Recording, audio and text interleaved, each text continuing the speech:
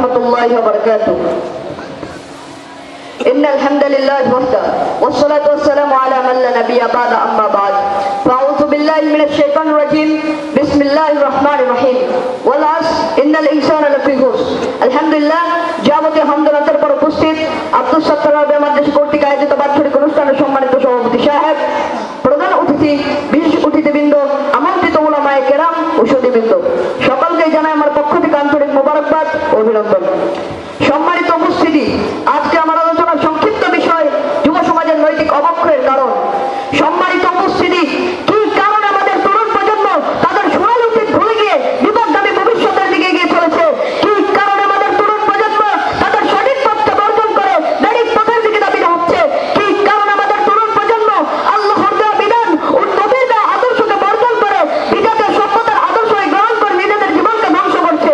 কি কারণে আমাদের তরুণ প্রজন্ম এতটাই বিপদগামী, এতটাই পথহারা, এতটাই ধ্বংসের দিকে এগিয়ে চলেছে? কি তার কারণ? এ ব্যাপারে সংক্ষিপ্ত আলোচনা করবো ইনশাআল্লাহ। সম্মানিত উপস্থিতি, আল্লাহ প্রদত্ত আমাদের এই বয়স তিন ভাগে বিভক্ত। প্রথম উসাই বাগ দুর্বল, মাঝখানের বাগ সবল। প্রথম বাগকে বলা হয় শিশুকাল, উসাই বাগকে বলা হয় বৃদ্ধকাল। শিশুকালে মানুষ তেমন ভালো মতো চলতে পারে না, বৃদ্ধকালে মানুষ তেমন ভালো মতো চলতে পারে না। শিশুকালে মানুষ তেমন চলতে গিয়ে হুঁচট খেয়ে পড়ে, বৃদ্ধকালে মানুষ তেমনি চলতে গিয়ে হুঁচট খেয়ে পড়ে। শিশুকালে মানুষ তেমন শক্ত জিনিস খেতে পারে না, বৃদ্ধকালে মানুষ তেমন শক্ত জিনিস খেতে পারে না। শিশুকালে মানুষ তেমন বিছানাতে মশরাত পায়খানা করে, বৃদ্ধকালে মানুষ তেমন বিছানাতে মশরাত পায়খানা করে। কিন্তু সম্মানিত উপস্থিতি, এই দুর্বলতার মাঝে রয়েছে এমন এক সময়, যেই সময়কে বলা হয় যৌবনকাল। সম্মানিত উপস্থিতি, যৌবনকাল হলো আল্লাহ প্রদত্ত এক বড় নিয়ামত। যৌবনকালকে বলা হয় মানুষের জীবনের বসন্তকাল। এই সময় মানুষ যা কিছু করতে চায় সব কিছুই করতে পারে, কোনো কিছুই তাকে আটকাতে পারে না। সুতরাং সম্মানিত উপস্থিতি, যে বাজারা তাদের যৌবনকালকে হাল্লায় পাল্লায় না কাটিয়ে, খেলতামাশায় না কাটিয়ে, মনের চাহিদা মতো না কাটিয়ে আল্লাহ প্রদত্ত বিধান অনুযায়ী ও তার নবীর আনিত আদর্শ মোতাবেক চলাফেরা করবে, তাদের ব্যাপারে সুসংবাদ স্বরূপ বিশ্বনবী মুহাম্মদ রাসূলুল্লাহ সাল্লাল্লাহু আলাইহি ওয়াসাল্লাম বলেছেন, উত্তপ্ত হাশর ময়দানে আল্লাহ তাআলা 7 শ্রেণীর লোককে তার আরশের নিচে জায়গা প্রদান করবে। সেই 7 শ্রেণীর এক ছিল হলো ওয়াশাবুন নাশা ফি ইবাদাতিল্লাহ তাআলা, অর্থাৎ যে যুবক তার যৌবনকালকে আল্লাহ তাআলার ইবাদতে কাটিয়েছে। সম্মানিত উপস্থিতি, যুব সমাজের নৈতিক অবক্ষয়ের অন্যতম আরেকটি কারণ পারিবারিক তত্ত্বাবধান না থাকা। পারিবারিক তত্ত্বাবধান না থাকার কারণে আজকের যুব সমাজ চোর, ডাকাত, সন্ত্রাস হয়ে নিজেদের জীবনকে বরবাদ করছে। কথা বলেন ঠিক কিনা?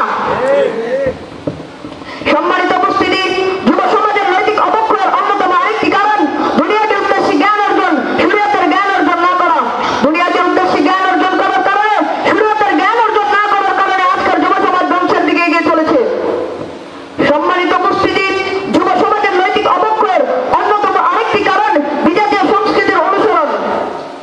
বিজাতীয় সংস্কৃতির আগ্রাসন বা অনুসরণ বর্তমান তরুণ প্রজন্ম ধ্বংসের অন্যতম কারণ। সর্বোপরি সম্মানিত উপস্থিতি, আমাদের তরুণ প্রজন্মকে, আমাদের